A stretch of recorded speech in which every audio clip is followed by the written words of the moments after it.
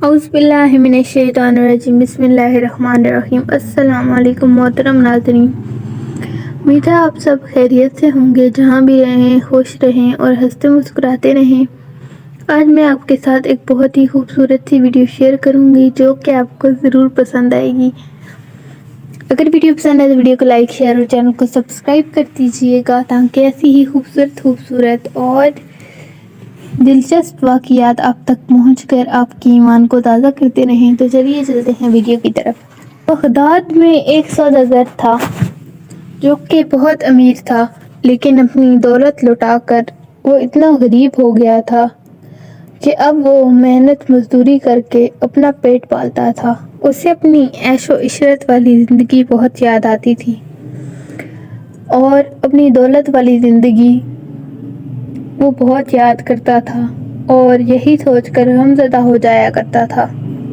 ایک دن وہ کام کر کے گھر گیا اور جب سو گیا تو رات کو اس نے خواب میں دیکھا کہ کچھ بزرگ اسے کہہ رہے ہیں، تمہاری قسمت کا ستارہ مصر کے شہر قاہرہ میں جگمگا رہا ہے، تم وہاں جاؤ اور اسے حاصل کر لو۔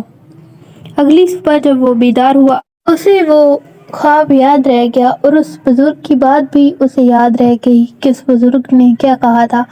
وہ سفر پر روانہ ہوا اور اس کے لیے تیار ہو کر وہاں پر پہنچا۔ جب وہ مصر کے اس شہر میں پہنچا تو رات ہو چکی تھی۔ اس کے پاس کوئی گھر تو نہیں تھا، اس لیے وہ ایک مسجد میں جا کر وہیں لیٹ گیا اور آرام کرنے لگا کہ رات یہیں بسر کروں گا۔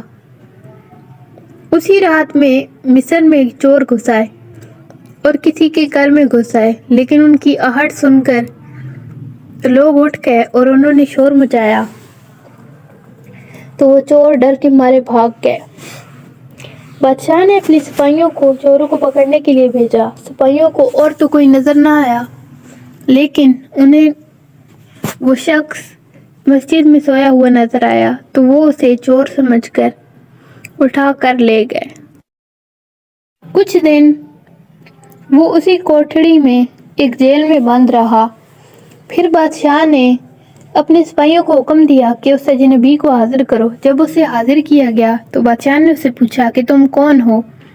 تو اس آدمی نے بتایا کہ میں اس طرح ایک سوداگر تھا، لیکن اب میرے پاس کچھ نہیں بچا اور میرے خواب میں بزرگ نے آ کر مجھے ایسا کہا تو میں اس شہر میں آیا تھا اور آرام کر رہا تھا کہ آپ کے سپاہی مجھے اٹھا کر لے آئے۔